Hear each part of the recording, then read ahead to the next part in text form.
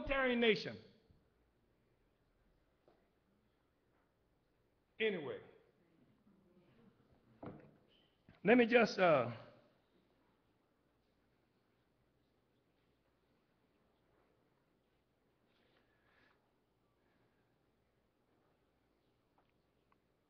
we say that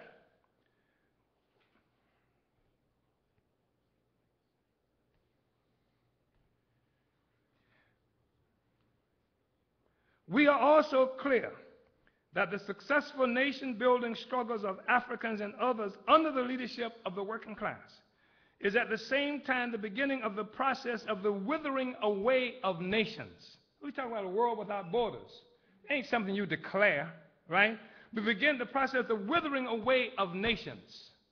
The European nation was born as a bourgeois nation at the expense of whole peoples and their territories. As we have seen in this discussion, it is a nation that requires the oppression and exploitation of whole peoples for its successful existence. Hence, African people have to resist the imperialist bourgeoisie as a people. African people have to resist the imperialist bourgeoisie as a people.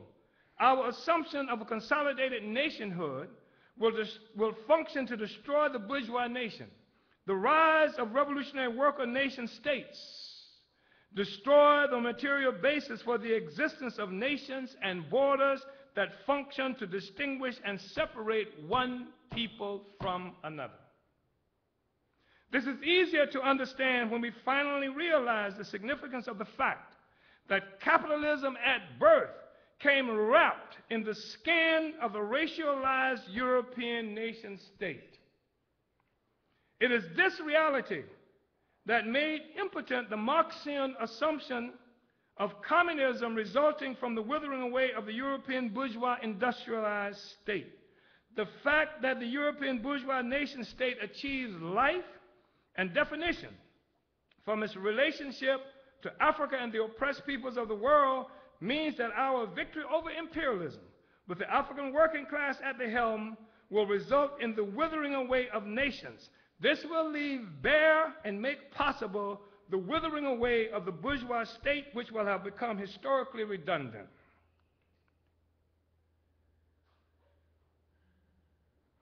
Let me just read briefly this. I love quoting Jose Jaffe.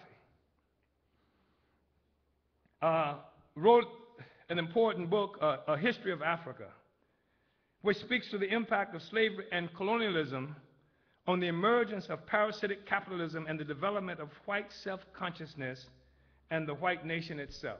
Quote, this is Jaffe. Before capitalist colonialism, there was no Europe. Only a collection of feudal, mercantile, and tribal towns, farms, villages, discrete states, and kingdoms vying and warring with each other, just as in Africa, but on a different property basis, that of private property in the land. Because borders, so-called national borders, are they're property lines. In a final analysis, is what they are. Europe was neither a concept nor a reality. At most, a vague idea that Arabs, but not Europeans, had long ago of some place northwest of Greece. As long as Europe remained isolated from the world, there was no Europe. When it became connected with and dependent on first Africa, then the Americas, and finally Asia, it began to become a reality and an idea. Only when Portuguese, Spanish, French, Italian, Dutch, English, German, Danish, and Swedish confronted and clashed with Africa, America, and Asia did the need arise for them to consider themselves as a set, a whole, different from, hostile to, and eventually superior to Africans, Americans, and Asians. Colonialism gave them a common interest. A common interest. Another passage, he says, this common interest, slaving, plantations, the world market, looting, precious metals, spices and territory, markets and sources of wealth, was also the source of their conflict among themselves. From 1500 on, they had already started to quarrel and fight over the colonial booty. In these intra-European conflicts, Portugal and Spain had in time to give way to Holland and France. And these in the 18th century to Britain, while German hidden colonialists, Calvinists, Catholics, and Jews alike steadily garnered what they could of the booty without shedding their blood or losing their own property in the process. The scramble for Africa that led to the 1884-1885 Berlin Conference had its roots in 4 centuries of struggles between the European powers for the division of Africa. Colonialism, the basis of European unity, was the basis also of its disunity. Europe was born out of colonialism as the exploiting, oppressing, negating pole that tried always to destroy and assimilate its opposite pole, the rest of the world. The first form was that of primary accumulation from the 14th century to the 19th. The next was of regular accumulation with an inertial momentum carried forward from the primary accumulation. With capitalism arose Europe, and with Europe the myth of European civilization, a civilization based on African slavery, American plantation, Asian spices, precious metals from all 3 non-European countries, based too on Indian numerals, Arab algebra, astronomy and navigation, and Chinese gunpowder, paper, and compasses. This non-European European civilization was the Narcissus-like admiration of its own conquest. The sword, gunfire, murder, rape, robbery, and slavery formed the real material basis for the idea of European superiority. It was out of this process that the very idea of a European man arose, an idea that did not exist even in etymology before the 17th century. Before the slave trade in Africa, there was neither a Europe nor a European. Finally, with the European arose the myth of European superiority and separate existence as a special species or race. There arose indeed the myth of race in general, unknown to mankind before. Even the word did not exist before the lingua franca of the Crusades. The particular myth that there was a creature called a European, which implied from the beginning a white man. Colonialism, especially in Africa, created the concept and ideology of race. Before capitalist colonialism, there were no races, but now suddenly and increasingly there were races. Once born, the myth grew into a reality. Better than anything I ever saw in the civics and history books in terms of dealing with this question. So,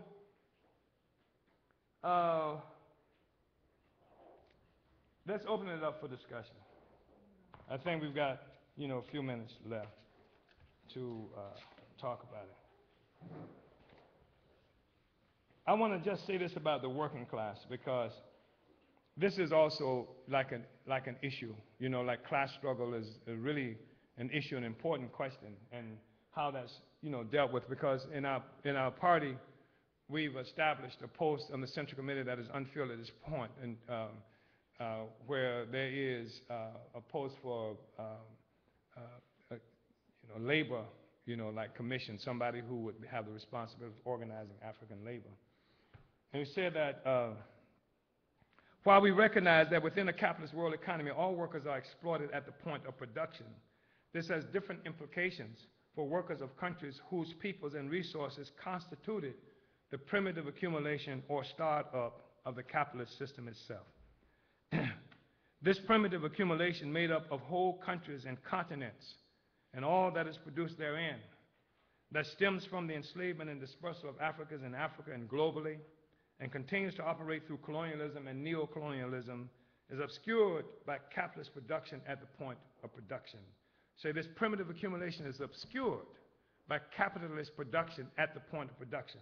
Neither the workers nor the imperialist economists are able to recognize the relationship between the brutal extraction of coltan from war-torn Congo and the ability to have jobs in Silicon Valley in California and efficiently operating cheap computers throughout the U.S. and around the world.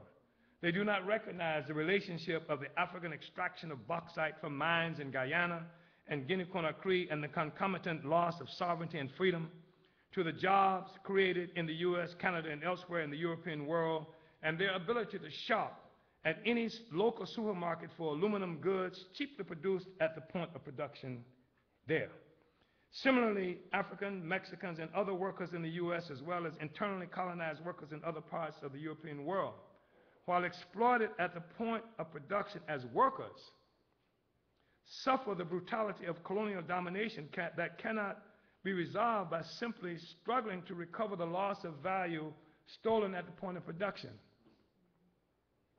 I know some people may have some struggles with understanding what we're talking about point of production and stuff like that, but it is, I think, a pretty accurate theory about how capitalist exploitation occurs and at the point of production, because the worker never employed by the bourgeoisie receives value for her labor.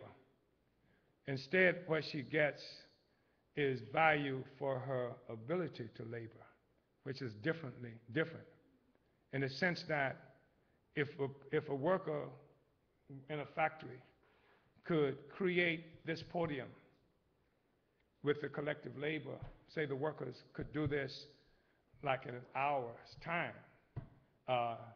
and the workers were paid, say, $10 an hour for doing this, and the factory and the table, the podium sold for $30.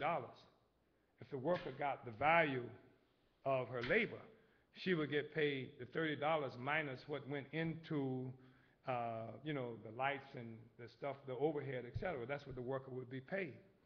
The difference in what the worker paid and the value of the table is what they call exploitation.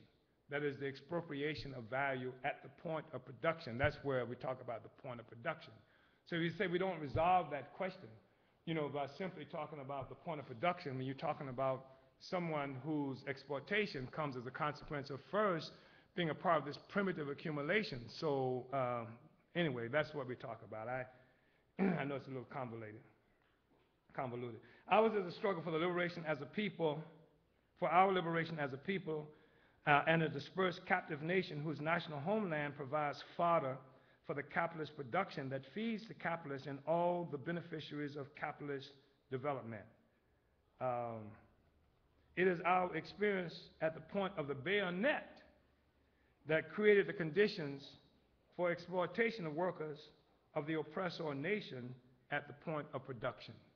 It is our experience at the point of the bayonet that made exploitation possible for white workers at the point of production. Hence the African, so that's all I'm going to say about that. And so we can open it up for discussion. I know I talked a lot. I don't know if there's much time for discussion, because I think it's supposed to be over, isn't it? Acted like a typical politician. Ran out the clock. Uhuru.